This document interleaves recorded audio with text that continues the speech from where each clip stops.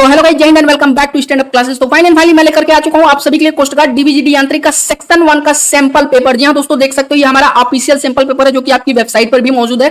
देख लो ध्यान से, जो नए कैंडिडेट हैं खास के बिल्कुल ऐसा ही पेपर आपके एग्जाम में बनने वाला है। तो हमारे साथ में इसको सॉल्व करिएगा और देखिएगा कि कितना आपको आ रहा है।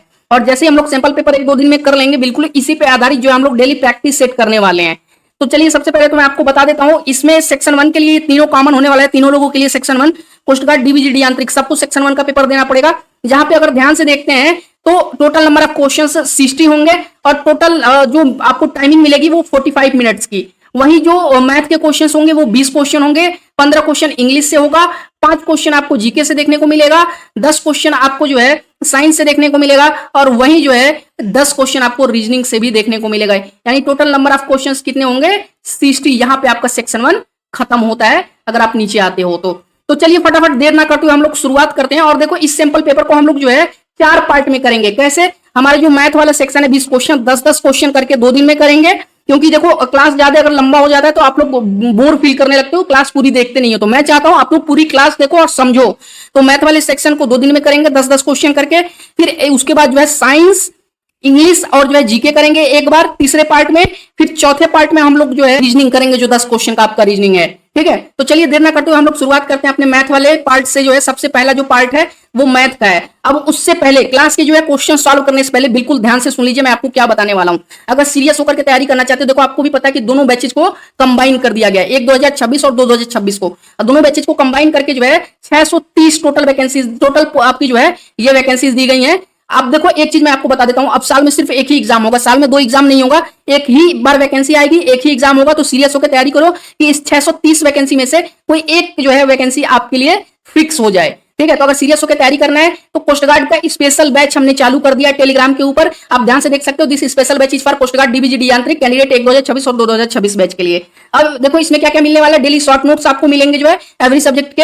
उसके बाद साथ ही में एग्जाम के इंपॉर्टेंट क्वेश्चंस मिलेंगे, क्विजेस मिलेंगे, वीकली आपका टेस्ट होगा और साथ ही में वीकली एक फुल मॉक टेस्ट मिलेगा। मतलब एग्जाम तक जो है आपको 10 से 12 जो है फुल मॉक टेस्ट भी आपको देखने को मिलने वाले हैं। इसका प्राइस कितना है? चूंकि ये स्पेशल पेड बैच है तो इसका प्राइस आपका कितना है बाबू? RS 150 रुपीज है। कितना है? 150। लेकिन पहले 100 कैंडिडेट के लिए ये मात्र RS 100 में दे रहे हैं हम लोग। ठीक है, कितने में? 100 में। और इसकी वैलिडिटी पूरे 3 महीने की, बार बार आपको पेमेंट नहीं करनी है। या ऐसा नहीं है कि हर महीने आपको 100 रुपए देना है, नहीं। इसकी जो पूरी वैलिडिटी है वो 3 महीने की है, मात्र 100 रुपए में। तो फटाफट ज्वाइन कर लीजिए। ज्वाइन कैसे करना है ऊपर देख लीजिए, 9795111812 पे आप मुझे व्हाट्सएप मैसेज कर लीजिए कि सर मुझे बैच ज्वाइन करना है। वहां पे आपको बता दिया जाएगा, पेमेंट जैसे आप कर लोगे आपको बैच ज्वाइन करा लिया जाएगा। तो सीरियस होकर तैयारी करना चाहते हो तो कोस्ट गार्ड के ये स्पेशल पेड बैच जरूर ज्वाइन करिए टेलीग्राम के ऊपर, जरूर से जरूर ज्वाइन करिए। इस नंबर पे आपको मैसेज करना है, व्हाट्सएप मैसेज 9795111812। आइए चलिए आगे बढ़ते हैं, अपने ऑफिशियल सैंपल पेपर को हम लोग सॉल्व करना शुरू करते हैं। जिसमें सबसे पहले 20 क्वेश्चन आपके मैथ को देखने को मिलने वाले हैं। तो मैथ का हम लोग 2 पार्ट बनाएंगे 10-10 क्वेश्चन का। तो पहला पार्ट हमारा ये आज का है। चलिए शुरुआत करते हैं। सबसे पहले तो आप देख सकते हो इसमें जो है टोटल 60 आपके जो है क्वेश्चंस होंगे सेक्शन 1 के अंदर, 45 मिनट की टाइमिंग होगी। तो यहाँ पे सबसे पहला क्वेश्चन मैथ का दिया गया है, find the unit place of 3674 8596 plus 5699 into 1589। बहुत ही आसान है। देखो करना क्या होता है ना, जब इतने बड़े बड़े अंक दिए गए हो, ठीक है, और उनका यूनिट डिजिट पता करना हो तो कुछ नहीं करना है। यहाँ पे 2 दिए गए हैं, फिर प्लस करना है, फिर 2 दिए गए हैं। ठीक है, तो करना क्या है, ये जो दोनों का लास्ट अंक है, ठीक है, ध्यान से देखो, इसका 4 इसका 6 और इसका 9 इसका 9, दोनों का मल्टीप्लाई करना है। तो कर लेते हैं, 6 4 जा 24 यहाँ पे करते हैं, प्लस उसके बाद ध्यान से देखना 9 9 जा 81। तो ये कितना होगा? 24 81। तो हमें ये नहीं जोड़ना है, हमें क्या करना है, सिर्फ इनका यूनिट डिजिट जोड़ना है। कितना? 4 + 1 कितना हो गया? 5। तो करेक्ट आंसर आपका कितना आ जाएगा? ऑप्शन नंबर सी आपका यहाँ पे करेक्ट आंसर है। बहुत ही इजी है। कभी भी आपको इस तरह के क्वेश्चंस देखने को मिले, ठीक है, जैसे मान लीजिए 26 इंटू 76, ठीक है, इंटू 24 ऐसे करके दिया गया हो, तो क्या करोगे? कुछ नहीं करना है, आपको बस यूनिट डिजिट का मल्टीप्लाई करते जाइए। 6 6 जा 36। उसके बाद कितना बचा यूनिट डिजिट पे? 6। फिर 6 का मल्टीप्लाई किस में करना है? 4 में करना है, नेक्स्ट वाले में। 6 4 जा 24।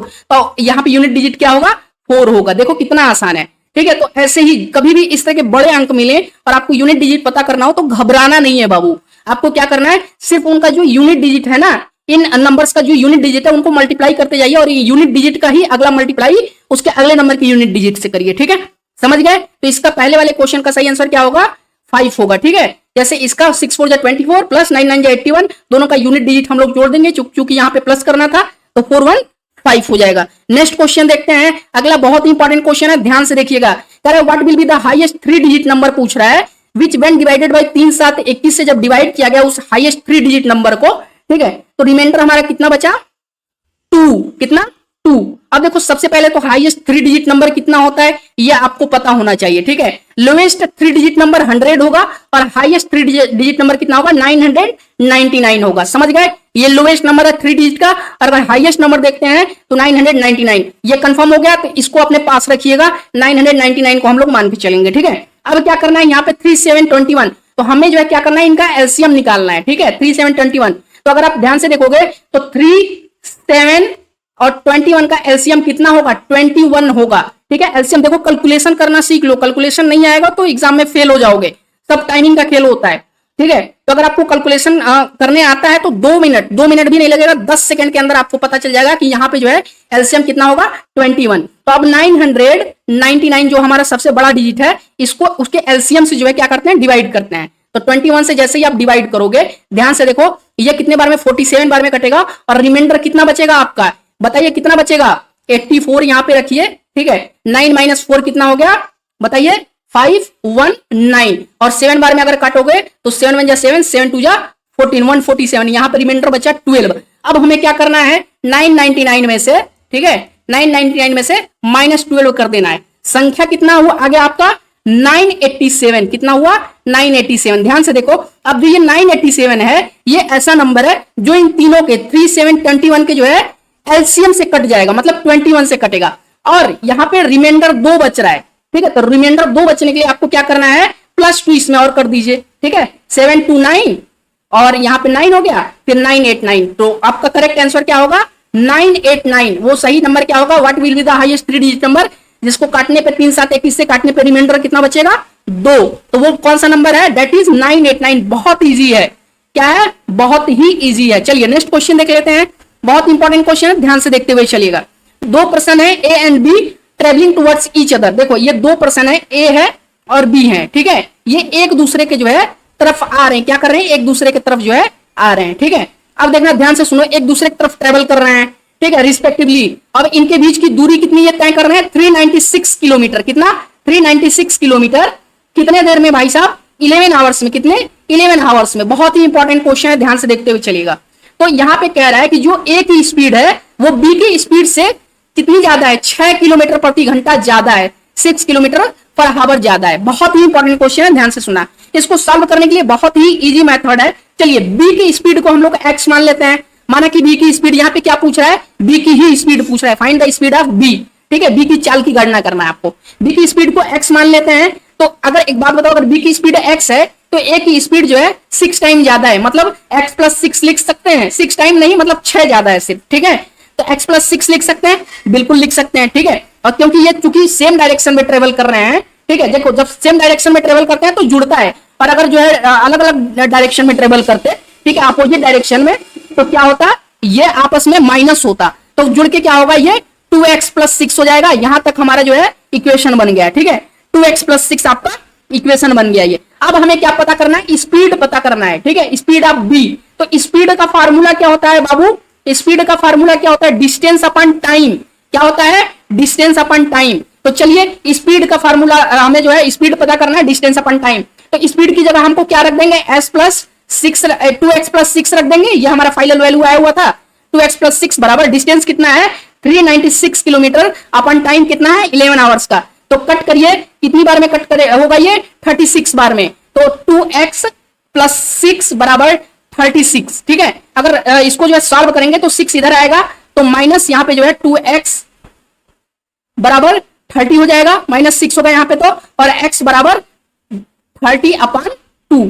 तो सही आंसर कितना आ जाएगा, 15। मतलब x की वैल्यू कितनी निकल गई, और x हमने क्या रखा था, b का जो है स्पीड रखा था। हमने कहा था ना कि माना कि b की स्पीड जो है x हो, तो x की वैल्यू अगर 15 आ रही है, तो मतलब करेक्ट आंसर क्या होगा, 15 होगा आपका। मतलब जो b की स्पीड है वो कितनी है, 15 किलोमीटर प्रति घंटा है, ठीक है। और वहीं अगर जो आपकी a की स्पीड पूछ रहा है, अगर सॉरी a की स्पीड अगर यहाँ पे पूछ ले हमसे, ठीक है, तो a की स्पीड 6 किलोमीटर ज्यादा था, कितना, 20 से, तो इसमें +15 में जो है +6 कर दोगे, कितना हो जाएगा 21 किलोमीटर पर आवर। तो ए की स्पीड 21 किलोमीटर आवर और बी की स्पीड कितनी हो गई बाबू 15 किलोमीटर प्रति आवर। बहुत ही आसान क्वेश्चन था। चलो नेक्स्ट करते हैं क्वेश्चन नंबर 4 पे। क्वेश्चन नंबर 4 क्या कह रहा है, a train travelling at a speed of 90 kilometre प्रति आवर चल रहा है, ठीक है, और एक आदमी को प्लेटफॉर्म पे खड़े एक आदमी को 8 सेकंड में क्रॉस करता है, ठीक है। बिल्कुल ध्यान से सुनना। Find the time taken by the train. अब समय पता करना है ट्रेन के द्वारा लिया गया समय उस प्लेटफॉर्म को क्रॉस करने में, जिसकी लेंथ कितनी है 250 मीटर। बहुत ही शानदार क्वेश्चन। आप देखो अगर लेंथ 250 किलोमीटर दी गई है तो हमको जो है इस ट्रेन की स्पीड भी पहले मीटर पर सेकंड में निकालनी पड़ेगी।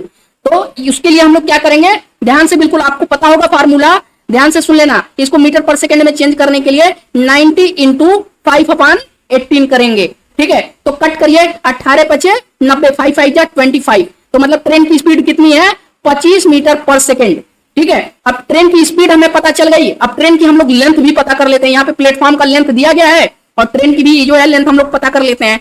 तो आप एक बात बताओ, अगर हमें जो है लेंथ पता करना है तो उसका जो है फार्मूला क्या है, ठीक है।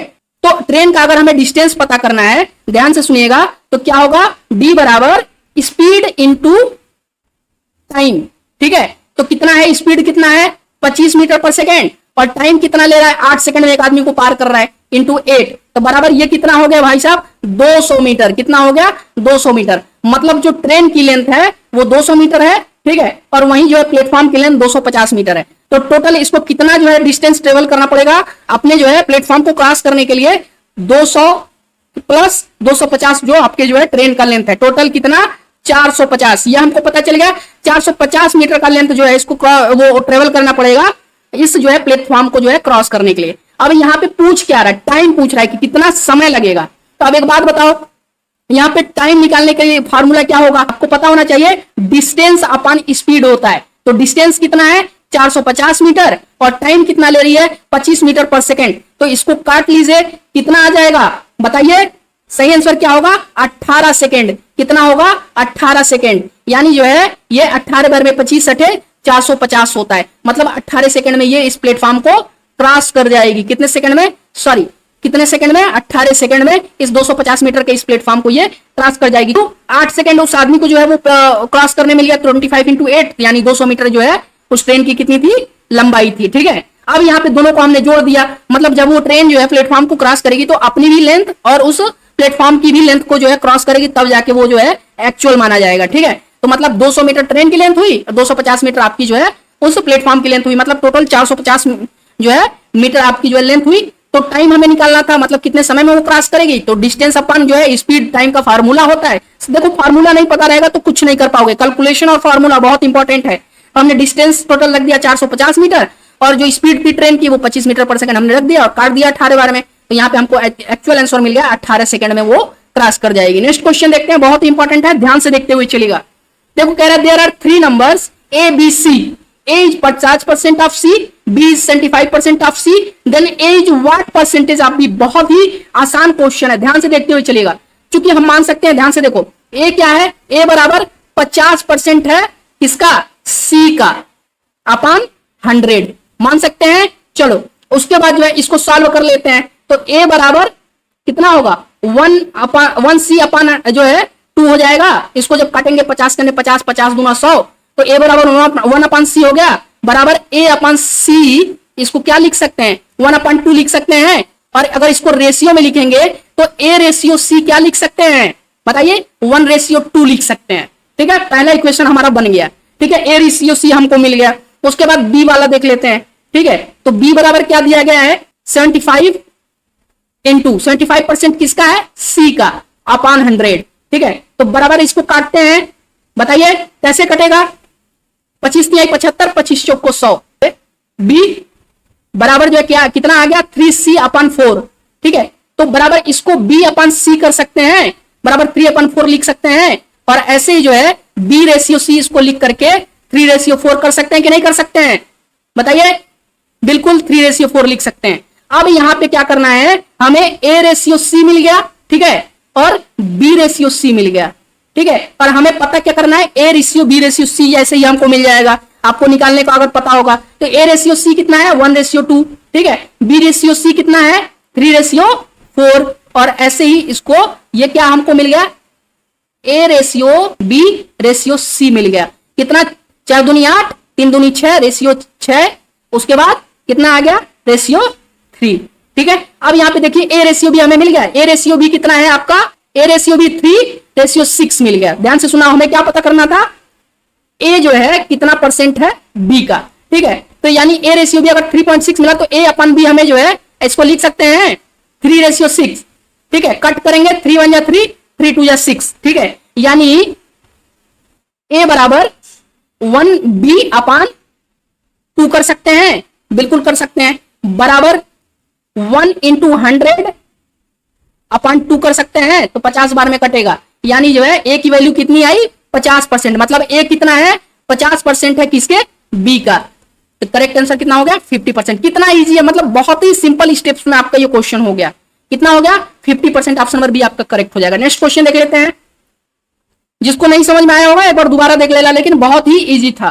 ठीक है, अब क्वेश्चन नंबर 6 क्या कह रहा है, ए बराबर, देखो वैसे फिर से रेशियो से यहाँ पे क्वेश्चन पूछा गया है। ए बराबर 36% है बी का, बी बराबर 6% है सी का। तो सी की वैल्यू 100 दी गई है, then A is equal to, फिर ए का वैल्यू पूछा है, ए कितना होगा। बहुत ही आसान है। चलिए आइए फटाफट हम लोग जो है वैल्यू रखते हैं और क्वेश्चंस को सॉल्व करना शुरू करते हैं। एक बार फटाफट, अगर आप क्लास पे नए हो तो वीडियो को लाइक और शेयर जरूर कर दीजिए। क्लास पे अगर नए हो तो वीडियो को लाइक और शेयर जरूर कर दीजिएगा। आप सभी से रिक्वेस्ट, अपने दोस्तों को शेयर कर दीजिए। तो चलिए आ जाइए फटाफट, जो हम लोग वैल्यू रखते हैं, वैल्यू कैसे रखेंगे ध्यान से देखिएगा। सबसे पहले तो ए बराबर कितना है, 36% है किसका, बी का।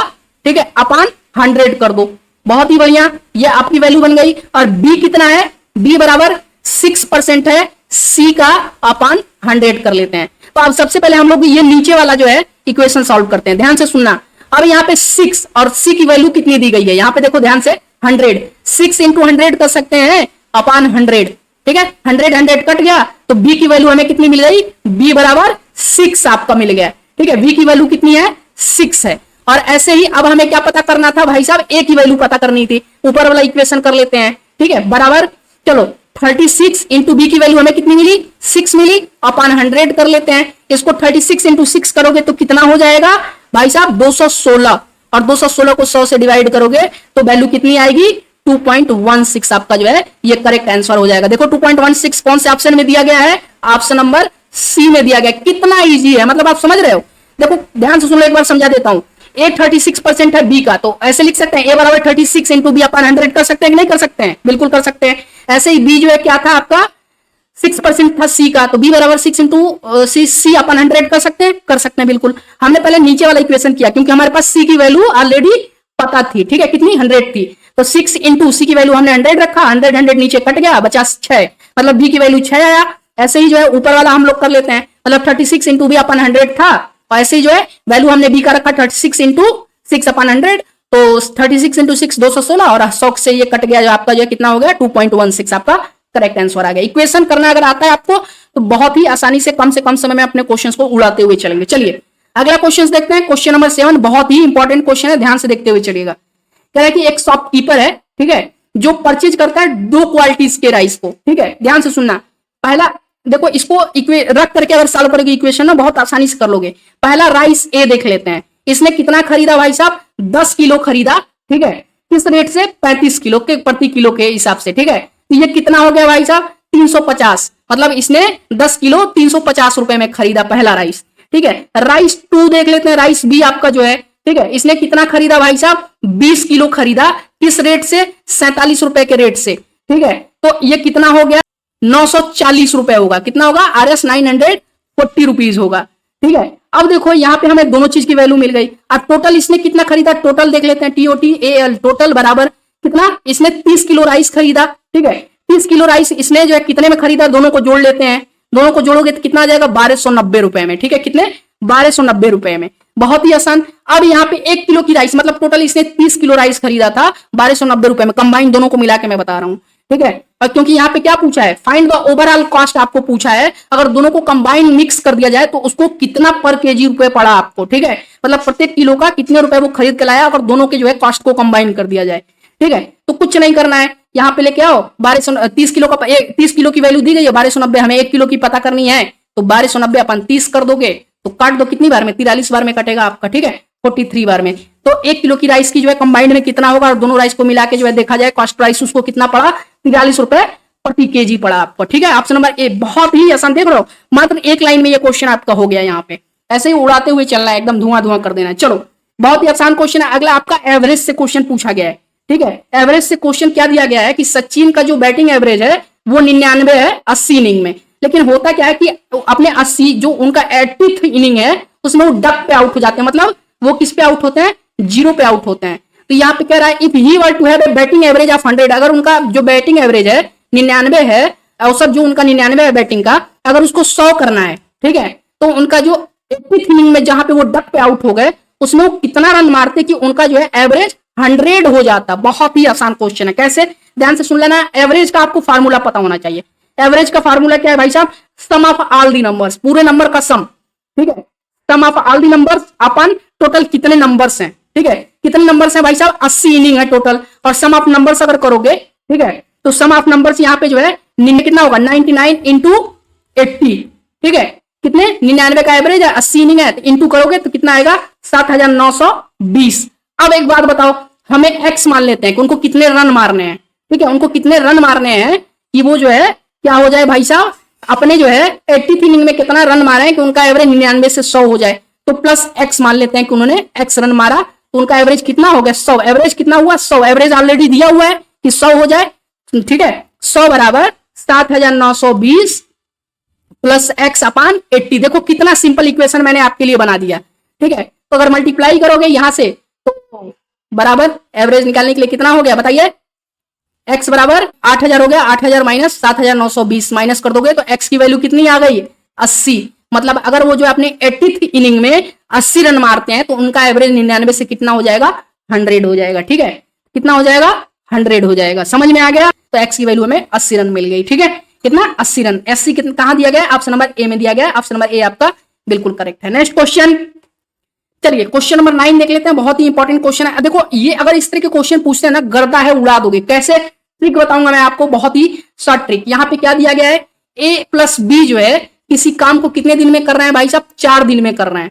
ठीक है, और बी सॉरी ए उसी काम को अकेले, ठीक है, ए एलोन उसी काम को 6 दिन में कर रहा है, 6 डेज में, और ये 4 डेज में। तो अब यहाँ पे क्या पूछा गया कि बी उस काम को कितने दिन में करेगा, कितने दिन में। देखो इसका सीधा सा फॉर्मूला है, आपको क्या करना है कि ए प्लस बी ने जो काम किया है, ठीक है, उसको क्या करना है, मल्टीप्लाई कर देना है। ठीक है, ए प्लस बी का जो काम है प्लस जो ए वाले ने किया है, तो 6 इंटू 4 कर दो, 6 4 जा 6 इंटू 4 कर दो, अपान ये जो माइनस कर दो, जो उन्होंने काम किया है ना, जो ए है उसने कितने दिन में किया और दोनों ने मिलकर कितने दिन में किया, उसको माइनस कर दो। 6 माइनस 4 कर दो, बराबर कितना हुआ, 6 4 जा 24, अपान जो है 6 माइनस 4 कितना होगा, 2। इसको काट दो, बराबर 12। यानी जो देखो कितना इजी है, ऐसे करोगे ना आसानी से कर लोगे। तो बी कितने दिन में, 12 दिन में। ऐसे ही अगर आपसे कह दे, अगर यहाँ पे जो है ए प्लस बी प्लस सी का आपका दिया गया हो, ठीक है, ए प्लस बी प्लस सी जो है मिलकर इतने दिन में करते हैं।